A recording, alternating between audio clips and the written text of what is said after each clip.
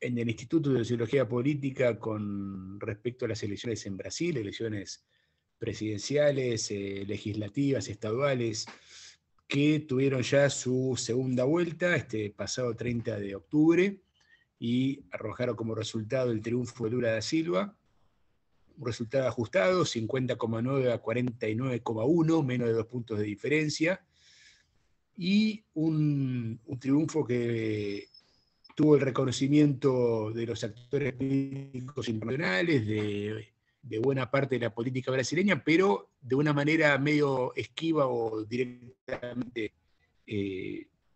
muy ambigua, por decirlo de alguna forma, de parte del oficialismo, que algunos de sus miembros, empezando por el presidente, no han terminado de reconocer la victoria, aunque sí lo dice el vicepresidente, y donde tenemos actualmente martes en todo el país rechazando el triunfo de Lula da Silva y la coalición que él lidera. Al mismo tiempo, en esta segunda vuelta hubo resultados sorprendentes a nivel de gobernaciones, con una cierta recuperación de la centro-derecha, llamémosla así, tradicional, lo cual sienta las bases de un diálogo interesante acerca de la sucesión de Bolsonaro como líder opositor, si es que tal cosa va a suceder. Al mismo tiempo hay que destacar que esto mantiene muchas de las cosas que comentábamos en encuentros anteriores, cierta incertidumbre sobre las modalidades de gobierno para la próxima gestión que comienza a principios del año próximo. Y bueno, están abiertas un conjunto de interrogantes y debates sobre las consecuencias regionales y aún globales de este triunfo de Lula da Silva. Así que bueno, vamos a analizar todo esto, repitiendo, tal como en encuentros anteriores, la modalidad de conversatorio, donde vamos a circular la palabra entre todos los presentes. Y bueno, no sé quién quiere empezar. Acá la primera figura que tengo al lado de mi computador es la de Tomás Mujica, así que no sé, Tomás, si querés tomar el micrófono. Dale, bueno, buenas tardes, ¿cómo les va? Eh, ah, Presento algunos puntos como para comenzar. Eh, bueno, digo, seguramente repito cosas que dijimos en encuentros anteriores, ¿no? El triunfo de Lula es el triunfo de una coalición muy heterogénea, que si se quiere está más unida por lo que rechaza que por lo que proyecta, digamos, tiene que ver mucho con podemos llamar una cierta coalición pro-democrática que intenta recuperar frente a un Bolsonaro percibido como amenaza para la democracia brasileña, intenta recuperar la convivencia democrática.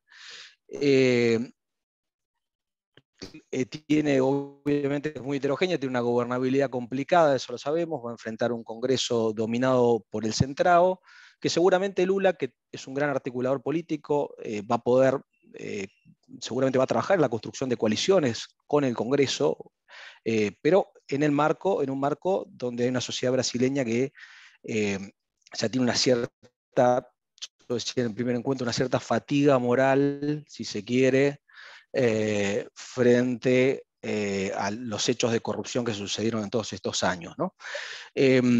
Me parece que también va a haber discusiones internas dentro de la coalición, una coalición en la cual antiguos opositores de Lula ocupan un lugar prominente. Segundo punto, obviamente la consolidación del bolsonarismo, con una cantidad de matices, si se quiere, pero lo cierto es que más allá de cuál sea la suerte de Bolsonaro, sí, yo creo que hay futuro para un proyecto de derecha popular con cierta tendencia a la radicalización en Brasil. Es también una coalición heterogénea desde lo social, desde lo ideológico, pero que ha logrado, parece consolidar un cierto núcleo duro, con actores como los votantes evangélicos, con cierta agenda conservadora en materia de valores, y que bueno, tiene un futuro incierto en cuanto al liderazgo. Hoy leí un artículo de Patricio, que está acá presente, ¿no? Que planteaba, ¿no?, qué pasa, probablemente aparezcan nuevos actores que le disputen el liderazgo de esa derecha a Bolsonaro, como Romeu Zema, como Tarcísio de Freitas, ¿no?, que tuvieron actores ligados al presidente, al actual presidente, que tuvieron éxito electoral.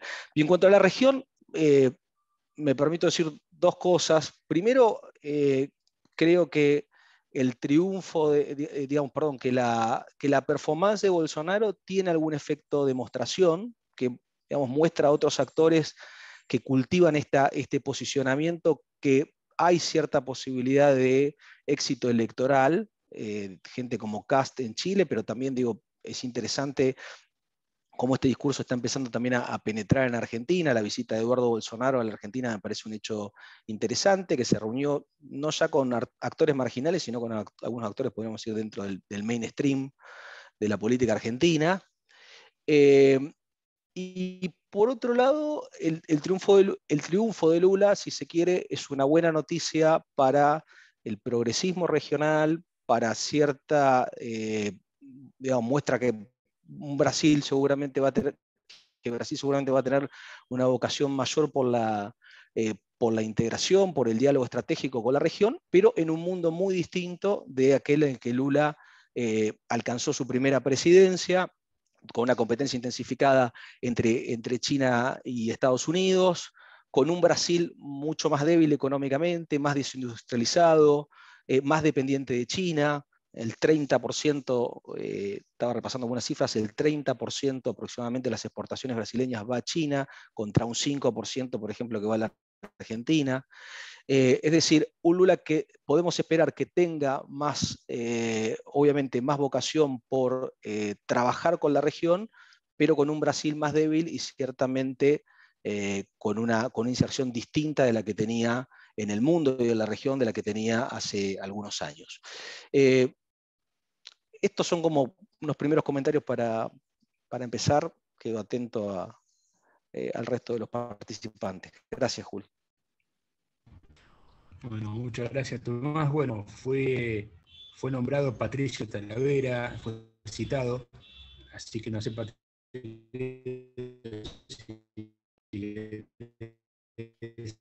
si tomar una palabra. Bueno, Julio, muchas gracias. Gracias por la mención para Tomás del artículo. Me parece que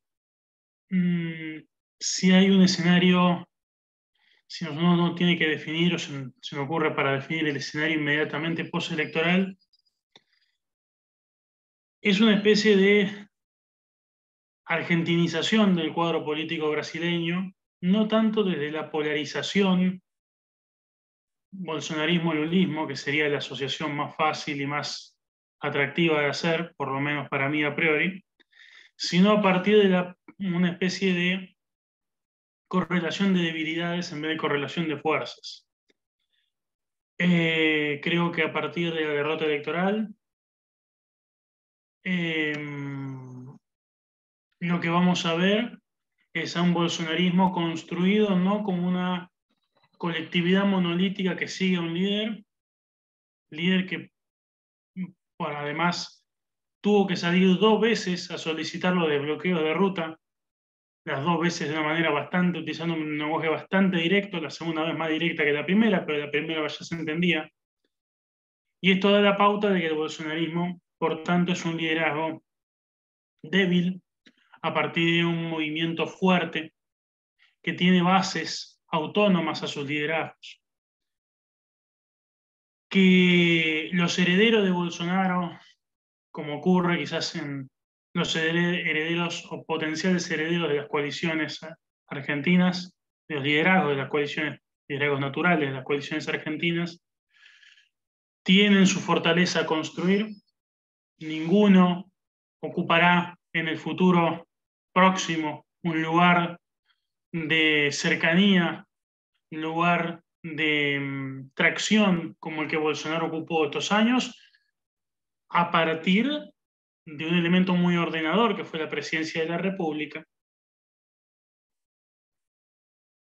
Y lo que yo creo que vamos a ver es un proceso de combate interno por la referencia opositora. Ya de alguna manera lo estamos viendo con la postura pública del vicepresidente saliente y quien probablemente le ponga la banda a Lula, que es Hamilton Mourão.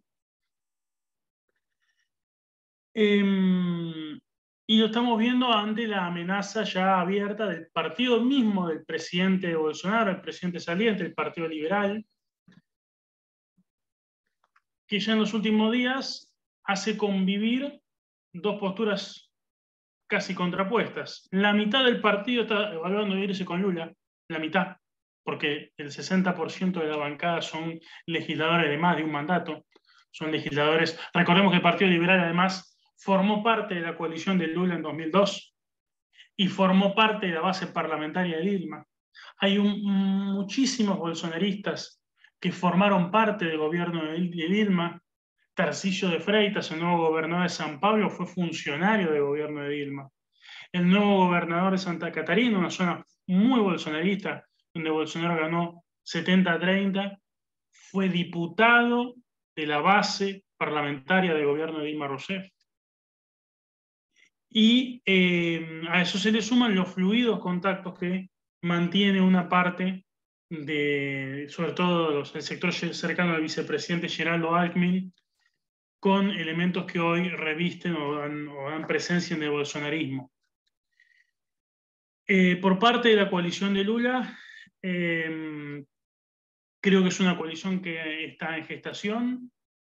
Algunas proyecciones dan la posibilidad de que Lula logre aglutinar por lo menos inicialmente a 60 de los 81 senadores y entre 250 y 290 diputados sobre 513. Es claro que no vamos hacia un gobierno petista, ya no un gobierno con la marca de 2003-2011, sino un gobierno que pueda ser sindicado abiertamente de izquierdista y sí más de socioliberal. Los mismos nombres que se están evaluando para el Ministerio de Economía. Vamos a hacer una conducción económica bifronte, una conducción económica entre un ministerio de planeamiento más político, que se va a encargar de los números, negociar número por número con el Congreso, y un ministerio de Hacienda más técnico que se va a encargar de la cuestión macroeconómica. Y los nombres que van apareciendo son nombres de mínima templados. Wellington Díaz, Geraldo Alckmin, todos cuadros más bien de política pragmática para negociar los números. En un Congreso que además en la fase inicial se va a demostrar predispuesto, porque además se viene ahora en febrero una instancia clave para la gobernabilidad de los próximos 4 años, que es la elección de los presidentes de las cámaras, la elección del copresidente de Brasil. ¿Por qué el copresidente de Brasil? Porque vamos, el Parlamento brasileño de 2023, y con esto cierro, yo creo que me parece que es un dato que va a condicionar todo el proceso, toda la gobernanza brasileña de los próximos años, vamos hacia el Parlamento con mayor control del presupuesto federal de la historia reciente de Brasil. En 2022, el 25% del presupuesto federal, 25%, era controlado estrictamente por el Parlamento. Eso era 4% en 2014, será 40% en 2023. Y eso ha construido un mecanismo de financiamiento de carreras políticas, de financiamiento de campañas, a través de una herramienta que se está debatiendo incluso su constitucionalidad, el presupuesto secreto, que ha implicado desviaciones muy importantes del presupuesto federal a pequeños municipios, a prefecturas, combinadas con diputados que han logrado su reelección. 12 de los 13 diputados con más votos han sido diputados que han sido los diputados que más han propuesto enmiendas de gasto por presupuesto secreto, al punto que han surgido irregularidades en el presupuesto federal, localidades con 10.000 habitantes que tenían 14.000 radiografías de dedo solicitadas, algo impensado, o localidades de 20.000 habitantes que tenían más test de HIV que toda la ciudad de San Pablo. Eso va a ser muy difícil de desmontar, va a ser un proceso de negociación y va a estar pendiente.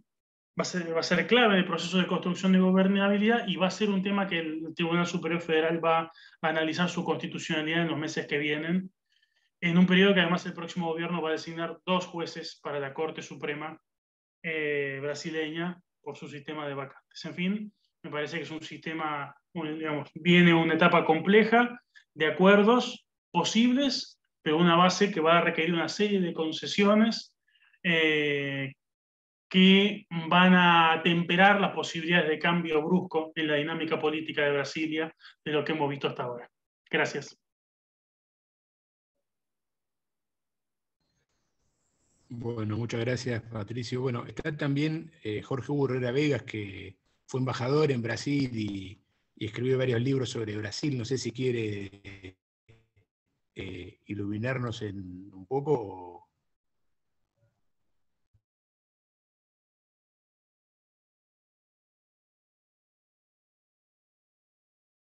Está muteado. La vanguardia intelectual del mundo se llamó iluminismo. Yo no sé si estoy para ese desafío. Hace muchos años que yo fui embajador en Brasil y no llegué al gobierno de Lula. Me fui cuando estaba llegando Lula al gobierno. De todas maneras, algunas cosas que ya se dijeron aquí me parecen importantes para...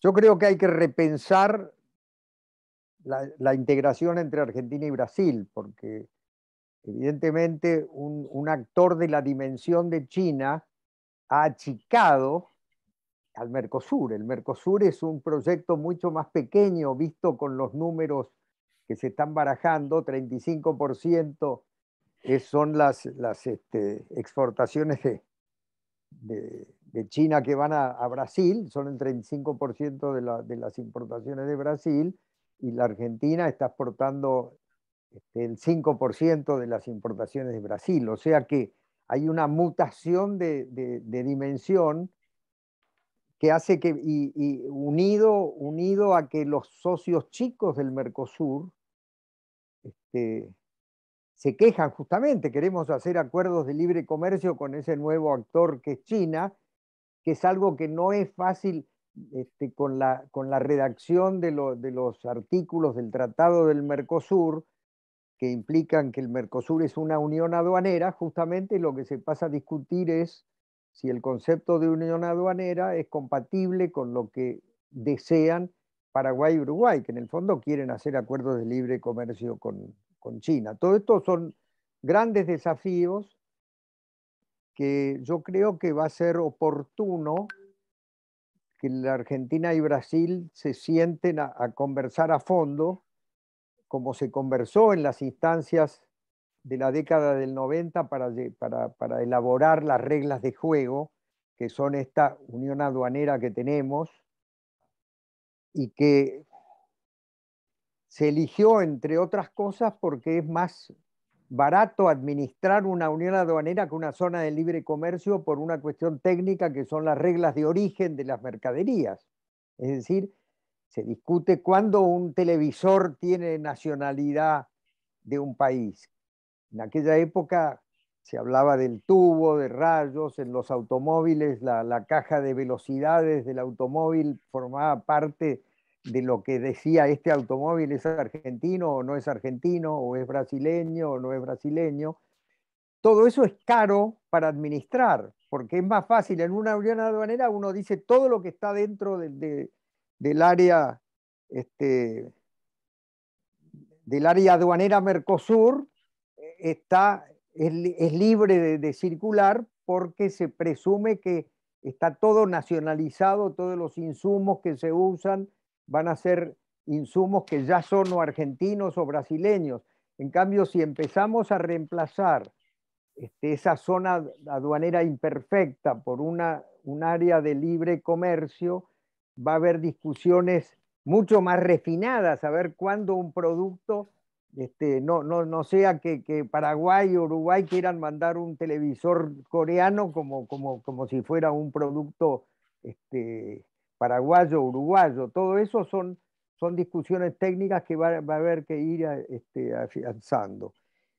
Se dijo también, y yo creo que es importantísimo, la importancia del poder legislativo brasileño con relación, es el único país que fue una monarquía parlamentaria durante 70 años, y obviamente eso quedó, siempre hay la tentación parlamentarista de Brasil. Cada vez que hay una gran crisis en Brasil se vuelve a hacer un referéndum para ver si no querrían volver al sistema parlamentario, que era el del poder moderador del emperador, con todas esas fuerzas de poderes fácticos brasileños, y que tienen esa tentación.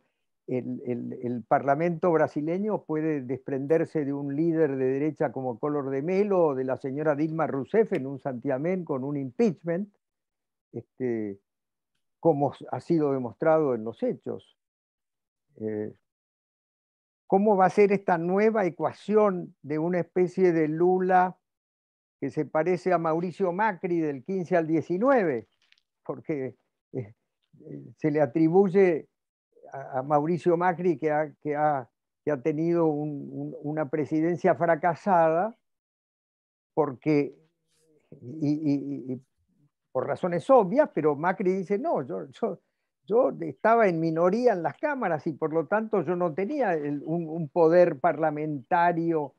Lula va a estar un poco en esa misma situación ahora, a pesar de lo que se dijo muy interesante, de que hay muchos legisladores individualmente considerados que estuvieron en el gobierno de Lula o de Dilma. Veremos cómo va funcionando eso. Esos son los apuntes que yo podría decir inicialmente.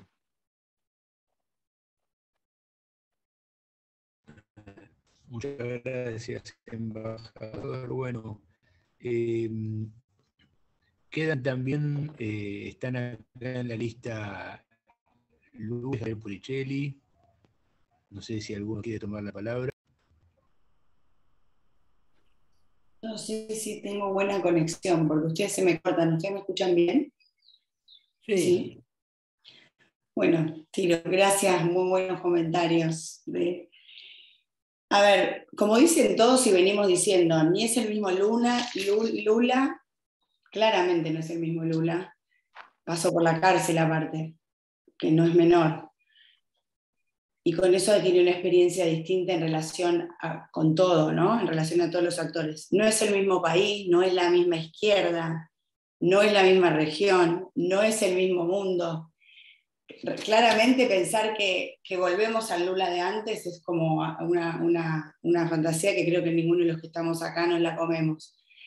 Me parece que también hablar de un giro de izquierda de la región es no tomar nota de lo que cambió la izquierda o de lo interpelada que está la izquierda por las poblaciones. Mucha bandera de izquierda la está tomando la derecha porque la izquierda la abandonó atrás de un progresismo globalista que no interpreta a los pueblos. Entonces hay una tensión ahí que me parece que líderes como Lula son más parecidos a una mirada distinta del progresismo. Entonces, cuesta, cuando se dice hay una vuelta a la izquierda y uno lo mira a Boric y lo mira a cómo se comporta el de México, me parece que México y Brasil han demostrado siempre que más que la ideología juegan sus intereses. Es verdad que Bolsonaro vino a poner un poco en crisis esto, pero me da como que es muy... Decir que hay un giro de la izquierda en la región requiere demasiadas explicaciones. Sí me parece que Brasil con Lula vuelve a la agenda global y me parece eso como lo más interesante para la Argentina. Creo que en ese sentido Brasil vuelve a jugar el juego de las potencias regionales, digamos, ¿no? O va a pretender. Coincido con lo que decía, no sé si Tomás o Patricio, que o Jorge, que es un Brasil más débil, mucho más dependiente, pero también el Lula en eso tiene mucho más conciencia de eso que para mí Bolsonaro, de lo que significa eso. Entiende más, porque lo sé por un montón de cosas de la etapa anterior de Brasil, entiende más los peligros de China y de esa dependencia, entiende más el tema medioambiental, la alianza con esta que se había peleado de medio ambiente, yo no me acuerdo bien los nombres, pero me parece también esta última que lo apoyó, que jugó en la elección, Patricio debe conocer todos los nombres, a mí no me salen, pero de la Marina Silva. Sí, pero Marina, pero ahora hay una que es más agroindustrial, que decidió apoyar. Y bueno, y está hablando bastante con él. O sea, me parece que la talla de Lula en ese sentido es bastante más alta. Lo que no sé es si él va a tener la capacidad de hacer todo lo que hay que hacer, porque lo que tienen los países hoy son desafíos demasiado grandes para la política. Requieren articulaciones que superan lo político, aunque lo incluyan. Me parece que ese es el gran desafío, y para mí en eso es súper importante ver lo que le pasa a Lula, como lo que le pasa a Boric, ¿no? A los que nosotros vemos como una izquierda que intenta pensarse nacionalmente. Y en el caso de Lula es muy interesante esto que marcaban, ¿no? Que él reúne a toda la alianza democrática, o sea, el temor ante el desafío de la democracia unió a distintos, y eso que podría ser algo débil para la gobernación, me parece que es muy interesante para la democracia, porque lo obligó a Bolsonaro a ser democrático, de alguna manera, si quiere seguir en el juego. Y lo hizo. De hecho, le pidió, hizo lo que decía Patricio, ¿no? 2 veces diciendo, señores, está bien, eso lo despega de su base quizás un poco, pero también habla de que para jugar al juego hay que ser democrático. O sea, nadie se está saltando esto, y eso me parece súper interesante. Y a mí me asombró, yo no conozco tanto de Brasil, no me dedico a Brasil específicamente, me asombró el rol de la Corte Suprema, sinceramente, o sea, me pareció muy potente. Vos marcabas, Patricio, que en el Congreso va a pasar lo mismo. Eso habla de una institucionalidad bastante interesante, digo, una Corte Suprema que puede decirle a la policía militar qué tiene que hacer, que va a verlo a Bolsonaro, que es el presidente, y lo interpela. Bueno, wow, ¿no? Me parece eso como un dato bastante interesante. Entonces, estas son las cosas primeras que se me ocurren. Creo que para la Argentina es bueno, en todo sentido, me parece que sube la vara, de lo que hay que hacer en el mundo, de la agenda global, de un montón de cosas. Me parece que Lula en eso está más preparado. Quizás es una ilusión. Me parece por lo que dice, me parece por cómo articula, para lo que se anima. Hay que ver si lo puede hacer. Sinceramente creo que las poblaciones no tienen mucha paciencia y que la situación es crítica de verdad. En Brasil es muy crítica en términos de seguridad y en términos de empleo, porque ahí otro de los desafíos es el tema laboral, que para mí es una de las grandes discusiones que vienen a nivel global, ¿no? Donde está interpelando hacia Occidente es en las condiciones laborales y medioambientales. ¿Priorizamos el consumo o priorizamos los derechos? Y ahí me parece que esa discusión Occidente la tiene que dar, y me parece que Lula es de los líderes que está un poco más preparado que algunos otros. Así que en ese sentido me parece interesante su aparición.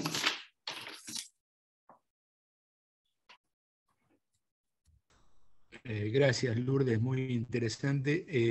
Antes de pasarle la palabra a Rosendo, quería hacer una pregunta, en realidad, a los que hablaron antes, porque si ahora el tema sin dudas es Lula, a mí me parece muy intrigante algunos aspectos que viene del bolsonarismo ya en la elección, y no son completamente nuevas, pero creo que esta elección se escucha bien, Julio. Para explicitar no se te escucha, Julio. Se te escucha muy mal, Julio. Lo mencionaron tanto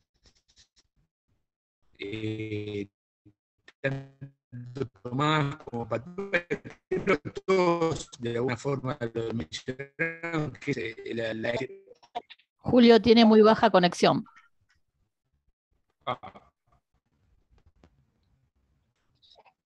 Qué pena.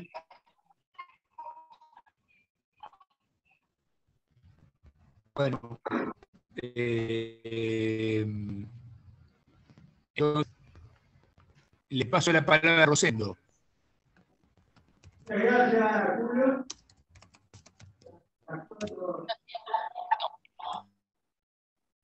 Muchas gracias, Julio.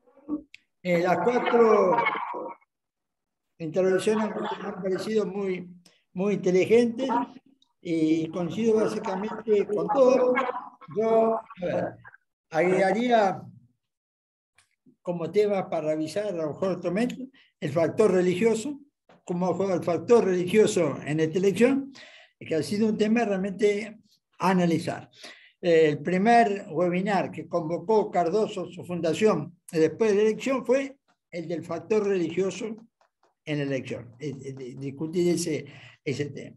Segundo, el del factor militar, que también es un protagonista importante, aunque no en la faz pública, también de toda la gestación, pero yo lo que voy a poner acá a plantear, ¿no es cierto?, un tema que ese que me llama, ahora, me parece importante, llama la atención, yo digo así, esta elección no solamente ha importado en la región, es una elección que ha importado en todo el mundo occidental. Yo cito 25 de septiembre, elección italiana, gana Meloni. 30 de octubre, ¿no es cierto? Segunda vuelta la brasileña. 1 de noviembre, la elección israelí. 8 de noviembre, la elección de medio término en los Estados Unidos. Es decir, son realidades muy distintas, pero aparecen algunos aspectos llamativos e interacción. ¿Quién fue más duro y explícito en instigar a Bolsonaro a resistir, a reconocer el triunfo? Fue Steve Bannon. Steve Bannon, que es ex asesor de Trump, un hombre asesor de Salvini, actualmente en Italia, quien ha operado, ha intentado articular, ¿no es cierto?, como la nueva derecha europea. Trump, públicamente, 4 días antes del 30 de octubre, públicamente, le dio suerte a Bolsonaro y salió a apoyarlo en ese momento. Bueno, y aparece en medio una elección israelí, que, bueno, claramente en la terminología, aunque esté cuestionada la terminología izquierda-derecha como caracterización, como conceptualización, este nuevo triunfo de Bolsonaro lo corre a la derecha más, lo corre sobre la ultraderecha, ya dependiendo son, para su mayoría, los partidos del extremismo religioso en este juego. Bueno, ¿qué tiene que ver esto con los solarismos? Bueno, esto es la estructura. Acá me parece que lo de Bolsonaro con su 49.1, si uno lo pone en este contexto, es evidente que en Occidente se está gestando una articulación política mucho más espontánea, me parece a mí, que organizada, que combina nacionalismo político, conservadurismo cultural y neoliberalismo económico. Es una mezcla diferente a lo que hemos vivido hasta ahora, ¿no? Todo nacionalismo como bandera política, Meloni yendo a la Unión Europea, mis fronteras son mis costas, desde este punto de vista. Cultural, claramente, el conservadurismo cultural, eso es Trump, no digamos Netanyahu, Meloni también, Bolsonaro también, jugando eso como no jugaba, me parece, anteriormente, así globalmente, y el liberalismo, la libre empresa desde el punto de vista económico. Esto es, ¿no es cierto? Algunos dicen posfascismo, pero me parece que eso, hasta los mismos analistas italianos han dicho no. Meloni es derecha conservadora, no es populismo de derecha. Bueno, creo que está abierta la discusión de la conceptualización de este fenómeno político. Yo lo veo claro, nacionalismo, conservadurismo y libre empresa a la vez. Brasil es el segundo electorado de Occidente, y esto es un punto que muchas veces, uno lo analiza en el contexto regional, el primer electorado de América Latina, pero es el segundo electorado de Occidente, en otra perspectiva. De esa perspectiva, Brasil importa más allá de la región. Por eso que sería el nexo abierto, manifiesto de Bolsonaro con Trump, que es el primer electorado de Occidente, Estados Unidos, ¿no es cierto? Entonces yo lo que veo acá es un aspecto, un tema abierto, es decir, hay un fenómeno claro en desarrollo. No está claro cómo se va a articular, no está claro todavía una conceptualización del fenómeno, que yo lo que veo es ese punto. Bajando la región, es lo que se plantea en realidad, ¿no es cierto? Si tomamos la región, es decir, claramente vuelve el progresismo, la izquierda, como se llama. Pero lo que está quedando al frente es algo por el estilo, ¿no es cierto? Pierde, gana Lula, gana Bolsonaro, ¿no es cierto? Gana Petro, 47% solo un señor Hernández, que claramente, a mi juicio, está a la derecha de Uribe Hernández. Lo que no sabemos es si Hernández va a sobrevivir al resultado.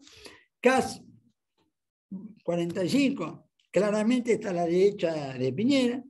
Perú es muy claro, Keiko Fujimori también, ¿no es cierto? Y si uno toma la elección municipal de Lima, los dos primeros de ultraderecha, el tercero, ¿no es cierto? Talavera, todos que siguen talle, bueno, un corrimiento muy, muy fuerte desde ese punto. Y acá en general coincide un poco el nacionalismo, conservadurismo cultural, ¿no es cierto? Y el apoyo a las políticas de libre empresa. Bueno, Bolivia mismo, lo de Camacho como líder regional opositor, mezclado también con los evangélicos en ese punto. Es decir, yo veo un fenómeno político en desarrollo, en gestación, con una derecha, nueva derecha, bueno, el nombre que al final tenga, que aparece como constante en todo el mundo occidental. Y me parece que no es fácil encontrar un momento donde haya habido fenómenos, es decir, tan simultáneos en América del Norte, América del Sur, ¿no es cierto?, Europa, y hasta Israel, que es un país pequeño, pero desde el punto de vista geopolítico y cultural para Occidente, muy importante.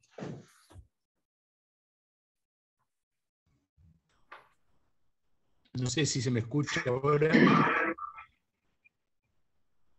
Quería agregar una cosa a lo que dice Rosendo, es que cuando uno mira las tendencias en Brasil, por ejemplo, del arco ideológico, aun cuando ganó Lula, el corrimiento es hacia la derecha, y en la Argentina también.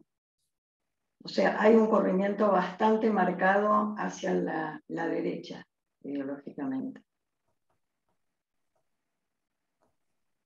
A mí me impresionó la cantidad de votos que sacó Bolsonaro. O sea, yo hablaba con mis amigos encuestadores de allá y demás, y la verdad es que se esperaba una mejor elección de Lula. No tan ajustada, lo cual muestra, digamos, un poco eso, ¿no? Que hay sectores realmente muy fuertes de derecha.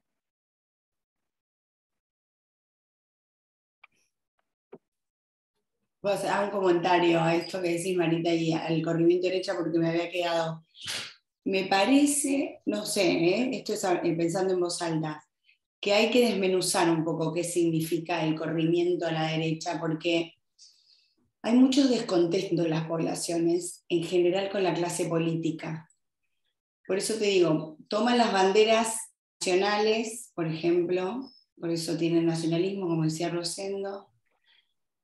Hay algunos grupos más extremos, pero digo, la gente, me da la sensación que es más un reclamo a la clase política que un posicionamiento ideológico que se podría decir de derecha, porque el problema no es tu mirada, una mirada conservadora. En el fondo, cada uno es dueño de tener la mirada que quiere, uno puede ser más progresista o conservador. El problema es lo cancelatorio que se vuelva, es decir, si es una mirada de derecha, fascista, o sea, nazi, que cancela, como, tan peligroso como si hubiera una mirada de izquierda cancelatoria, digo.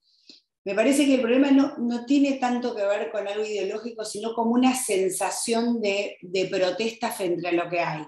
Y que es aprovechada por minorías más cancelatorias. Que para mí ese es el peligro, porque cuando la elección se fragmenta mucho, llegan un fragmento. Entonces ese fragmento generalmente es un extremo radicalizado que hace que el gobierno a los 100 días le va mal. como pasó en Perú, por ejemplo, porque no representa a toda la población no es lo que quiere, no quiere ese extremo. En realidad las poblaciones quieren vivir con el diferente, más o menos, si les va bien no hay un problema. El problema empieza cuando a vos te está yendo mal y quienes están conduciendo no le están pegando. Entonces, no sé, me cuesta pensar que sea tan ideológico el corrimiento. Me parece que es la simplificación que tenemos para explicar lo que pasa. Pero bueno, eso es una inquietud que tengo, no tengo ningún dato como para corroborarlo. Sí, hay un descontento impresionante. El descontento que hay con la clase política es marcadísimo.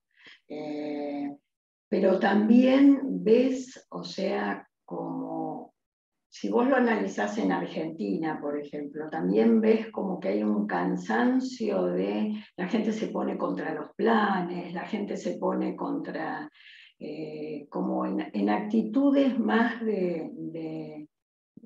o sea, los partidos de izquierda tienen como muy poco alcance, no prenden en la gente.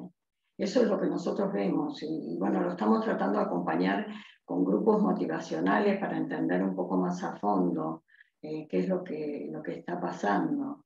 Pero realmente por ejemplo, hay un crecimiento bastante grande, como de un 10% de gente que también tiene que ver con el desencanto que vos decís, pero que dice que quiere un cambio radical ya más fuerte y más hacia ese lado, que es bastante.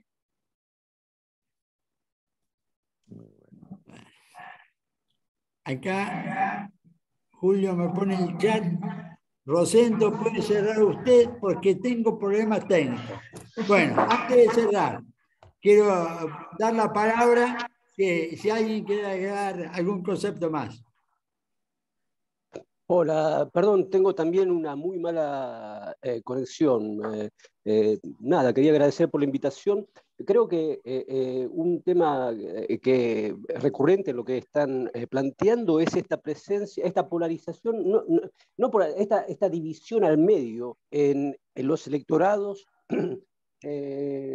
a través de distintos estados de desarrollo, a través de distintos tipos de organización política, de distintos tipos de sistemas de representación. Y quizás acá tendríamos que mirar a la influencia, ¿no? Lo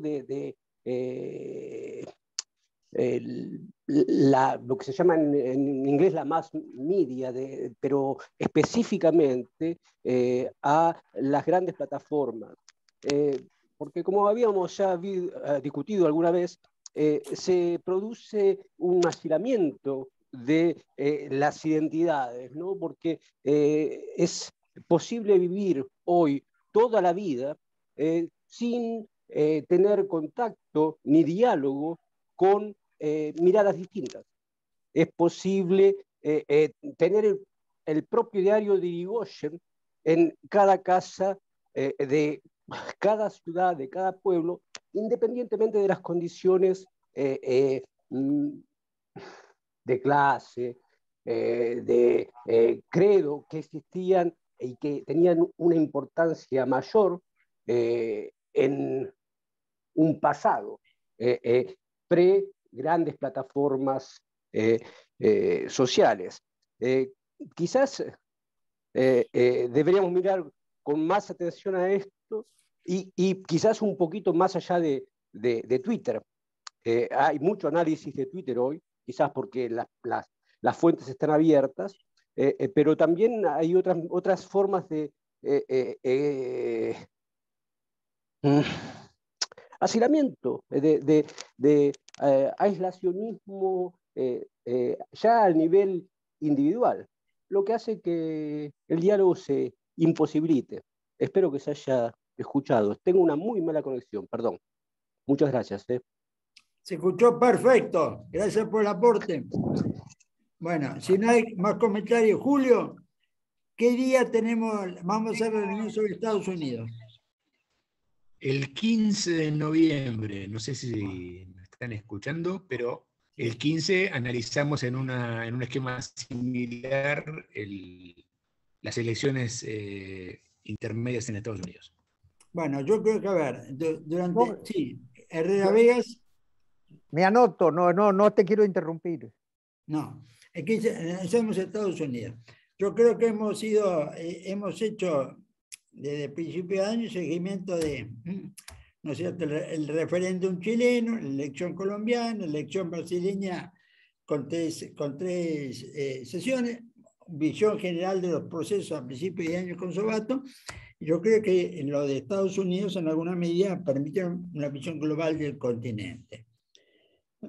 Yo tengo ganas, pensando en el año que viene, de ampliar la visión, el funcionamiento y los procesos electorales en los países no occidentales, que es un tema vital, sobre el cual se simplifica todo, se conoce muy poco, ¿no es cierto? Y creo que para el futuro va a ser un tema realmente muy importante.